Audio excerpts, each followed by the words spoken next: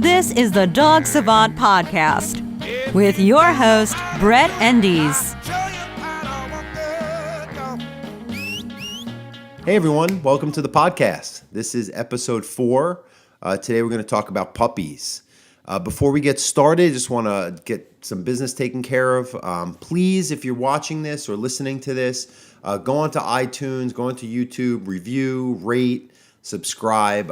That's going to help us get noticed. It's going to get more people to listen and watch and hopefully be able to help as many dogs as possible. News, we're going to have the new series come out hopefully within about a month. I'm going to start shooting on the 20th. It's called the Untrainables. It's going to be for Jukin Media on Facebook's new programming platform. So excited. This is what I've wanted my whole life. This is something I've worked so hard for. I'm finally having an opportunity to spread my message to a greater audience and hopefully help so many more dogs. This is so great.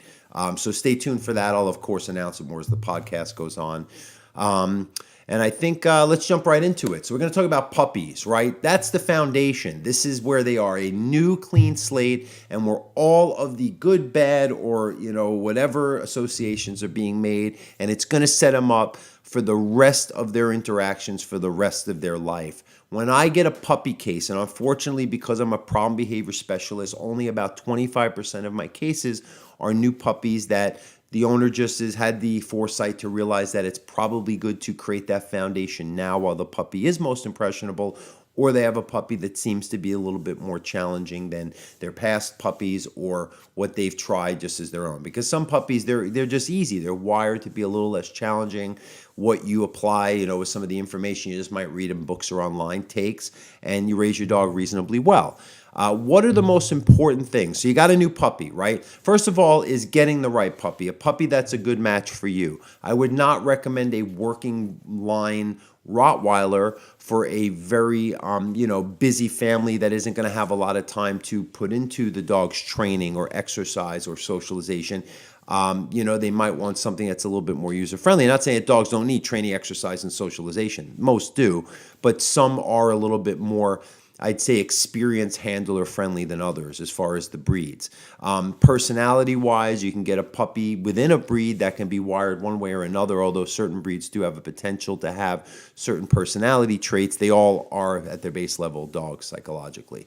And this goes for mixed breed puppies too. So I would just, if you're thinking about a certain breed and you've done the research, find a high quality breeder. If you're trying to find a mixed breed puppy, I'm sure most of your shelters will have puppies that came in from a mother that was pregnant. You have a mother, that gave puppies and the puppies were discovered, whatever it may be. So there's opportunities to get a good puppy right from the start if you don't want to, if you don't want an adult dog and you want to, and that's fine. I don't care. You get a pure breed, mixed breed, raise your dog right. You make them a good member of the dog world and you're good. You're good to go. Your dog's happy, you're happy, and everybody enjoys. So puppy, you want to make sure you get a good sound puppy. So what is that? Well, if a dog's bred poorly or there's something wrong with the environment, maybe that'll be a factor. What I find is really a factor are puppies that are taken away from their litter mates prematurely. Anything before 8 weeks, and a lot of trainers and breeders and even vets suggests closer to 12 weeks. I'm saying 8 weeks is at least the minimum. Why? Because these dogs need to be imprinted and learn some life lessons from their mother, the litter mates, and also just to wean off of nursing. They have to learn how to kind of make that segue from being cared for and communicated to and taught how to navigate life by another dog, their mother, to now getting that role taken on by a human, which is a little bit different. It should be a little bit less connected, but also more all-encompassing because we're going to be providing for them completely every element of what they need, from shelter to when they go to the bathroom to when they eat, for the rest of their life. So that is kind of a big jump for some dogs. And I find what really the worst thing is with puppies that are taken away from their litter mates too early or not exposed to other dogs soon enough is they don't have good bite modulation. And, a lot of puppies will bite, and we'll talk a little bit about what that is and how to deal with it. But this is different. I mean, I have actually permanent nerve damage from a puppy just like that. And I have been mauled. I'm sure in some episodes we'll talk about some of these stories of what's happened to me when I was less experienced and took some stupid chances. But this is a puppy. He had a little biting issue, but he just caught me really. He jumped up and got it, and he had that little razor, needle tooth, and it went in, hit a nerve, and I'm pretty fucked on my right thumb here. You hear that? Ooh, yeah, some action for you. Hope you got that. So anyway, that's a lot of these puppies. Some, again, require more of that, being taught from their mother and other dogs. But so it really, you have to wait. Don't be so excited, And if a breeder, worse than anything, if a breeder's willing to give up a dog too early, that's going to show you right there that they're not putting the dog's best interest first, and they're probably not experienced, which in turn means they're not probably breeding the best quality dogs. So with that, so you get a good dog, you raise it. Now, what are the most important things that you want to focus on day one? Potty training and getting your dog socialized to as much as you can as early as possible. So potty training. We're going to talk a little bit about that. I think we're going to do a separate podcast just on potty training because with puppy, I want to give you kind of the general.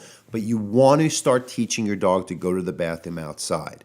You do not have to be afraid of your dog catching leptospirosis by walking out in your front yard or your backyard, or just putting some kind of outdoor space for your dog to go potty so they start learning that outdoors is where you go, indoors is where you do not. That's where crate training can help. That's where structured intervals of taking the dog when to go out and rewarding them for that and getting them to hold it when they're inside and doing it on intervals based on their age and abilities, and getting that association dialed in. And as they develop that, you can start expecting more from them and taking them out less frequently. And dogs are pretty neat. They can go on command as long as they don't have a medical issue, and they can go kind of when it's time to go, if you give them enough time and they do it to completion to go, because you want a dog to, when they're an adult, hold it, a good 6-8 hour workday overnight and whatnot. And they don't, there's not an emergency situation if you're 10 minutes late getting home. They have that skill where they know how to have, I call it bladder control, but it's either end. It's just their ability to hold it comfortably and wait till the proper time if we give them enough options to do it, and take care of their business when those, windows of opportunities come up. So that's the potty training, and we'll talk more into detail about that. And then socialization. Here's another thing that I find, and I caught a lot of shit when I was on the Home and Family show a couple years ago because we did a puppy segment, and I talked about rational socialization, which is a lot of people get scared to even go outdoors with their puppy for the first 4 months of their life. And I get it. We're not taking a dog to a dog park or bringing them around dogs that we don't feel are vaccinated or even well behaved. But by holding your dog up and not letting him see anything more than what comes into your house, I've even had vets tell them have strangers take their shoes off when they come in the house or wear booties, or don't have them around their other family members, well-behaved, vaccinated, dog, the older dog, which is ridiculous because your dog isn't just going to catch rabies from just breathing the air. And yes, again, don't go where you think questionable dogs have gone to the bathroom or be around them. But if you have a friend or a family member who has a dog that's vaccinated and that's confirmed, get out there. Go find little puppy play groups. Go to your daycare that may pre-screen the dogs and have some option for your puppy to at least just kind of see other dogs. Same as with people. Don't avoid going to the Starbucks with your dog. Take your dog to go pick your kid up at school. It's only going to overload them with the exposure. And yes, you want to make sure that you're not overstimulating them. So there's sometimes you have to teach them to sit when they're getting pet, and that's where basic training comes in. But just imprinting them with the fact that there's a whole world out there. There's tons of dogs. They see dogs on leash. They see dogs off leash. They see dogs in their house, out of their house. They see people come and go. They go to places where the people already are. That's all going to make them see this is the norm, and they'll be neutralized to it versus like they got a little bit of this, a little bit of that, or when they first showed an aversion, it was like the owner didn't want to deal with it. You're going to see so many more social issues. And I'm telling you, because that's what keeps me busy with clients is these problem behavior dogs. You do an intake, and most of the time it's the dogs could have been better taught or exposed when they were young, and it would have been very minimal issue, if at all, once they got older. This even goes for basic training. So we want to also teach our dog how to start listening to some basic commands that are going to apply properly when we need them in real life. So we don't have to worry about teaching him tricks right now. But if we want our dog to come, we've got to start on a very puppy level, teaching them how to associate that word with that action. even if it's close, even if it's a lot of luring with treats. Why? Because you want to build this. It's just like a child starts going to preschool because one day they're going to be in college. It's just a progression. And animals, they mature a lot quicker than humans. So we have to kind of jump on every day, every week as a window of opportunity if we want to do this by the book, or if we want to make sure that the issues or potential issues are addressed and become a non-event by the time the dog reaches adulthood. So training, imprinting, and again, we'll do plenty of podcasts. I have videos as well, and we'll have episodes in my series about basic obedience, I'm sure, too. And it just talks about, I know how to teach dogs tricks. I taught little Minnie over here how to skateboard, but it's fun. But I find because of why people call me, it's almost like that's not really my priority. But it's fun. You can teach your dogs tricks. But I would say make your training when you're imprinting with a puppy applied. When is my dog going to listen? Where, environment-wise, do I need him to listen? How do I teach them to listen consistently, not just when they feel like it? How do I teach a dog to focus when I ask them? So if a dog comes to me, not only do they take the treat and sit, but they have to hold that sit for a few seconds before they get released. Really building that attention so when you tell them a command, there's some ability to do it until it's completed to task, and there's a reliance upon it as you go practice out in the world. But right away, you can start imprinting. Day one is the first day you start training your dog. Every interaction is how you're training your dog. It's never not an association being made. Our dogs are more aware of this than us because they're so pure. They are just always taking in stimuli and following patterns. But we have to be a little bit more aware when we're making this foundation of how the relationship and everyday life associations and what we expose them to is, and that's being made now while they're early in life and most impressionable. So that's obedience, biting, mouthing, teething, whatever you want to see. Okay, so there is biting, chewing, teething, if you will, and a lot of times it's just they're puppies, they're mischievous, they're hyper, they're chewing furniture, they're chewing things. We address that, and that's something that you usually will redirect, or if a dog is triggered by when I come home he just starts chewing stuff, well, do training at that time, and it kind of redirects it, avoids the problem from manifesting, and it gives your dog a calmer mindset that usually prevents some of these things. But if a dog is doing it towards us, they're biting our hands, they're biting our feet, they're biting the leash, they're just kind of, it's more towards us. Even if it's in play, we have to show them that using their mouth on us is not appropriate. Right, again, from the start, they're going to see, is this something that I accomplish and get a reward for, or is it something that is not really going to get me too far because it's being prevented from happening, or it's being corrected when it does. So with puppies, you have to kind of, again, be more of a guide. You have to take more of that preventive approach. If you know that there's something that happens, I get on the floor, my dog wants to bite me, or if he has that look in his eye when we're playing, he starts biting me, you almost want to be ready for that because you want to have good timing. That's the most important part of dog training is timing and consistency, and you want to be able to address it so consistently with good timing that the message is clear. So I won't give too many examples again because I think we're going to have to do this more like kind of as its own episode just to kind of get into all the details. But you want to just see kind of when your dog is most likely biting, or right when your dog's in that mode, you want to pick up on it, and you want to have training in place. And really training can be either redirecting, where it's giving the dog an alternative. So if your dog's biting, you try to redirect their mind from biting mode into focus sit mode, and you try to reward that so they kind of want to go into calm mode when that impulse to get like that is. There's also that preventative approach where they're in the calm mode predictably when they would be in that bitey, more overstimulated mode. So that just becomes the norm, and you reward that when they start doing that on their own. There's another school of thought, which I'm not really a fan of, which is just ignore the behavior and redirect it. I think the dog never gets in the mix enough and has the conscious ability to learn through that method.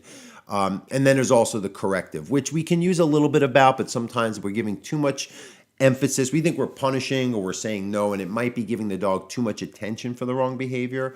And sometimes we can be too aggressive with it. And there's a fine line because dogs do correct each other and they can show displeasure for what the other dog does, but rarely is it turning into an unbalanced situation. So with little puppies, you can use a deterrent like a bitter apple spray, something, and even if the dog's biting, you could spray it or pre-treat your hand or even the leash. And if they get discouraged, then when they ignore it, then you could give them the right thing or a treat like a chew toy, just so they learn better cause and effect. And if it's consistent, they can put that together.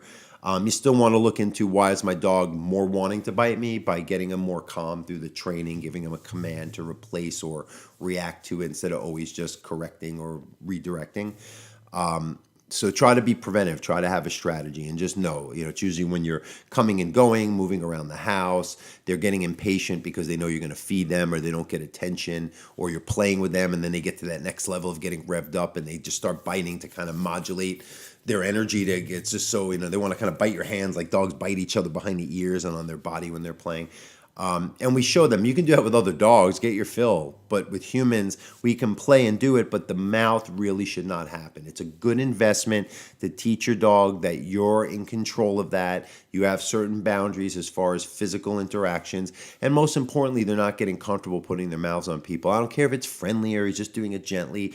You're giving your dog a lot more reason that could lead to them putting their mouth in the wrong way when they're older on a person or a child, or so don't make excuses for it. There's ways that you can address it. Most puppies will mouth to certain degrees, but how you encourage it or discourage it from the get-go is going to minimize how much it lingers as an issue, and it could really well set a tone for good or bad behaviors that are more serious down the road later in your dog's life.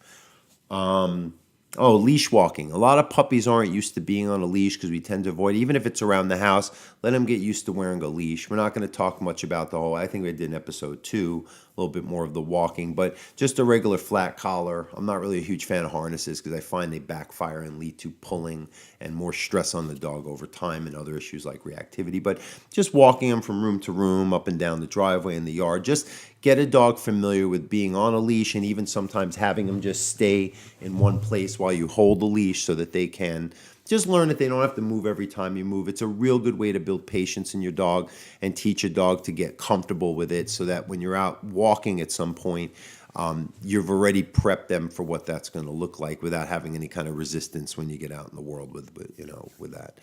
Let me think. We talk about socialization. Anything else, Jordan, about puppies? If you got a puppy, what would you ask? Have you ever had a puppy? I haven't. Have you ever had a dog, dude? I don't think we've discussed this. I've taken care of friends' dogs for... Have you ever had a dog as a kid? No. Your parents aren't dog people. There was a fight. My dad always wanted to have a dog because he grew up with a dog, but my mom was against it. So your dad was a cuckold? I guess. Okay, so anyway, so I guess we've covered all the puppy issues. You yourself as the viewer, listener, if you have questions, puppy or otherwise dog behavior related, email me, send me a video question. I think that'll be pretty cool. We can play it here on the podcast. Put it on social media, whatever it is. But if you have a puppy, there's a lot of work you can do now that will create a more balanced, content, happy dog, happy owner, and promote what we want a dog to do later in life if we can imprint them on a lot of these concepts now or expose them, like I keep saying. Let's see. Okay, I think that's quick overview for some puppy stuff. As far as news, I gave you in the front end. Please rate, review, subscribe, whatever that is. Subscribe on social media. My website is dogtrainingla.com. Facebook, it's the Dog Savant. And stay tuned. We're going to have the show, The Untrainables. It'll be out on Facebook. Jukin Media is producing it. That'll be next month. And thank you so much for watching and listening. Have a great day.